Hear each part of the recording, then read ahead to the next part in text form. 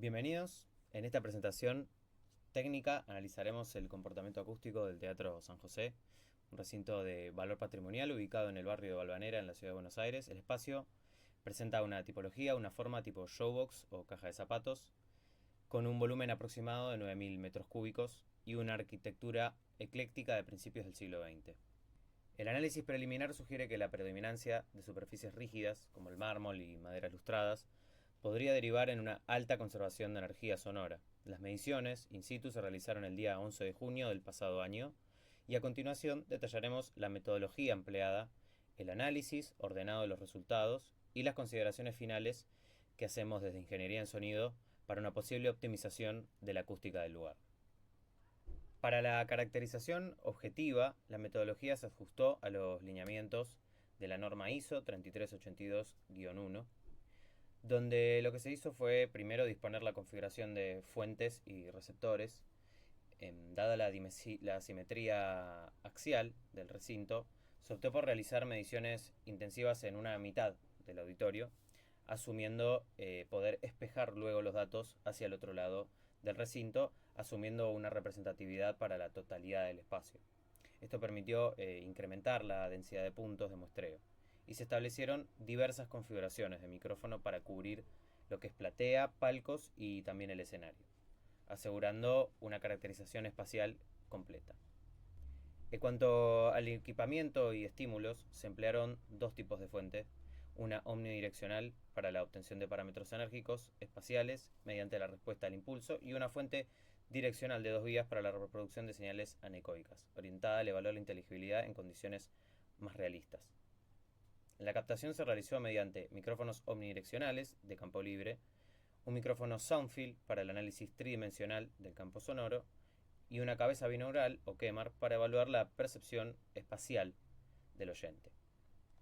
En cuanto al procesamiento y validación, las respuestas al impulso o RIR se obtuvieron mediante la técnica de Sine Sweeps de duración de 40 segundos para maximizar la relación señal-ruido. El procesamiento de estos datos incluyó una doble validación. Se utilizó tanto el software Yacera, además de la Aurora, y algunos algoritmos personalizados en lenguaje Python para garantizar la consistencia de los cálculos según la norma que acabo de mencionar. Adicionalmente, se implementó un módulo de análisis subjetivado. Este proceso aplica ventanas de integración temporal de 10, 100 y 350 milisegundos a las respuestas al impulso, simulando distintos tiempos de integración del sistema auditivo humano para evaluar posibles variaciones en las percepciones de los próximos parámetros que vamos a mencionar. En cuanto a la simulación que se utilizó como complemento, se desarrollaron modelos computacionales, un modelo geométrico en IS para simulación por trazado de rayos y un modelo de elementos finitos en COMSOL para analizar el comportamiento modal, más que nada en bajas frecuencias, en torno a la frecuencia de Schroeder calculada aproximadamente en 35 Hz. Para profundizar un poco más sobre lo que es las señales de excitación para las mediciones, como habíamos mencionado, una de ellas fue el barrido senoidal logarítmico, donde el ancho de banda fue aproximadamente entre 40 y 18 kHz. Esto es una limitación dada por la fuente en conjunto con los receptores también, que van a ser quienes capten la información emitida.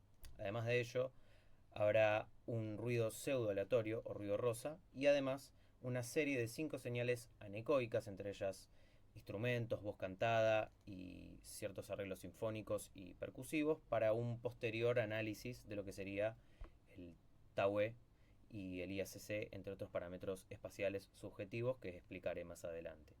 Como primer análisis, lo que se hizo fue medir el ruido de fondo, el cual se obtuvo a través del análisis de 4 mediciones hechas con sonómetros de 30 segundos de duración en posiciones elegidas estratégicamente cercanas a fuentes que el grupo evaluó como posibles fuentes de ruido externas que podrían estar interviniendo en el auditorio.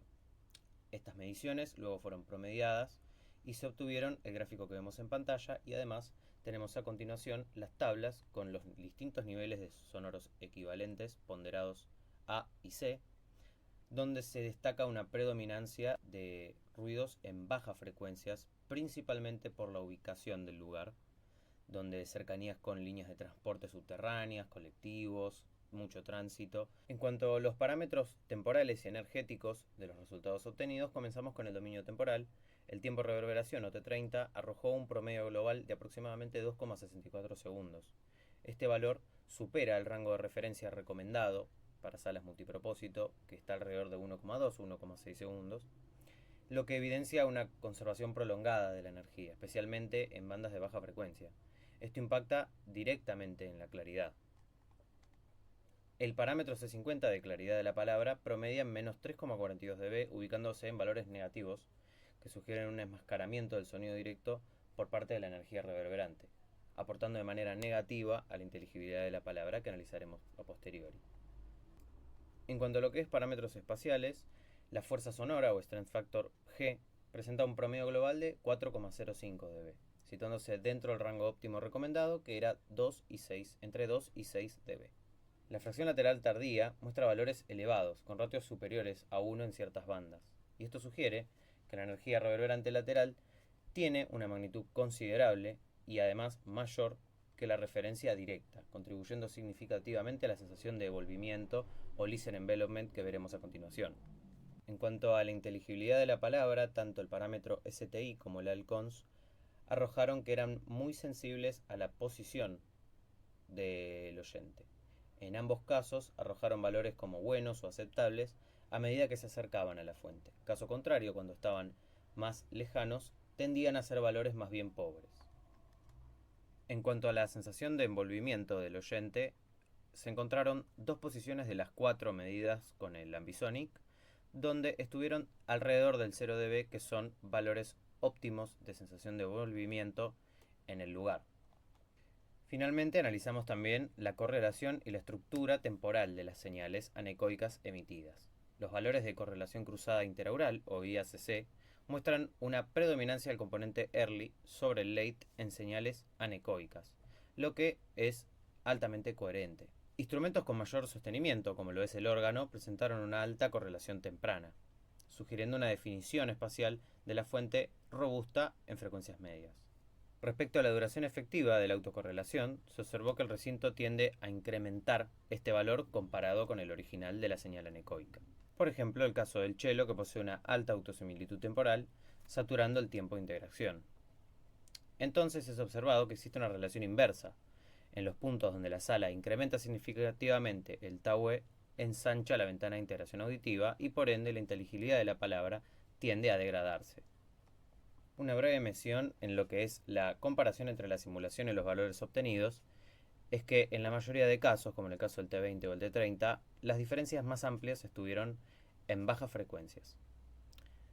Algunos de estos problemas o diferencias se pueden adjudicar principalmente al modelado, el cual es sensible a las modificaciones y por ende puede ser uno de los factores más influyentes a la hora de los parámetros. El montaje del teatro en simulaciones es bastante complejo y bastante tedioso de procesar.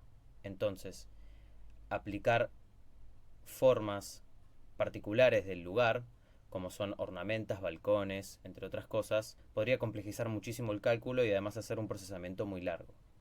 Al haber evitado estos procesos, puede haber influido negativamente en la obtención de los parámetros. En este caso, fue una relación de compromiso donde se optó por obtener parámetros quizás de una manera más ágil, pero no tan cercana a la realidad. Los resultados indican que el Teatro San José presenta características propias de una sala sinfónica clásica del siglo XX, dominada por un campo reverberante bastante extenso. Si bien esto favorece a, por ejemplo, valores como la fuerza sonora o el G, los valores de T30 y C50 sugieren que las condiciones actuales podrían haber afectado a la inteligibilidad de la palabra y no ser de gran ayuda para una sala multipropósito.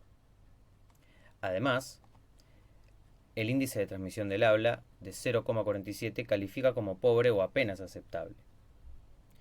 Asimismo, se detectó en las mediciones de nivel de ruido de fondo un criterio NC 46 o 50, influenciado por ruidos estructurales de baja frecuencia, lo cual podría limitar el rango dinámico disponible en el lugar. En cuanto a la simulación, es pertinente mencionar que hubo discrepancias, como mencionamos, alrededor de los 125 a 500 Hz respecto a las mediciones, subestimando el tiempo de reverberación. Esto pone de manifiesto la complejidad inherente al modelado. En cuanto a sugerencias de optimización, y con el objetivo de acercar el recinto a valores de referencias de la bibliografía sin comprometer su valor patrimonial de construcción, se podrían considerar algunas de las siguientes intervenciones. Como primera, el control de la reverberación en general. Será recomendable incorporar materiales absorbentes focalizados tanto en planta alta como en paredes laterales, para así reducir el tiempo de reverberación global y controlar el exceso de energía tardía frente a la energía directa y potencialmente mejorar la inteligibilidad. Estabilizar un poco la absorción, reemplazar o modificar el mobiliario actual por butacas con mayor coeficiente de absorción. Esto ayudaría a establecer la respuesta acústica de la sala, minimizando la variación entre condiciones de sala más llena o con menos gente.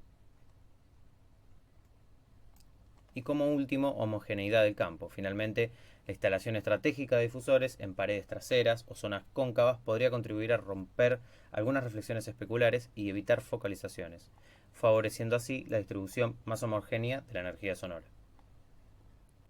Como cierre, este estudio revela que el recinto del Teatro San José o el Coloncito tiene una gran capacidad de amplificación natural, lo que es bastante beneficioso para obras sinfónicas de aquellas épocas, pero que si se quisiera utilizar como sala multipropósito, que de hecho se hace actualmente, sería de gran beneficio una intervención muy específica y puntual para esto con el fin de mejorar la definición y adecuarla a los estándares de confort acústico actuales en base a los estímulos que podrían aparecer en el día de hoy, en el siglo XXI. Este ha sido el análisis de los parámetros acústicos, objetivos y subjetivos del lugar. Ha sido un largo procesamiento de muchísima información. A veces es un poco complejo explicarlo y que pueda quedar claro para quien lo quiera escuchar, ya sean profesionales o no del rubro. Espero haber sido claro y muchas gracias por su atención.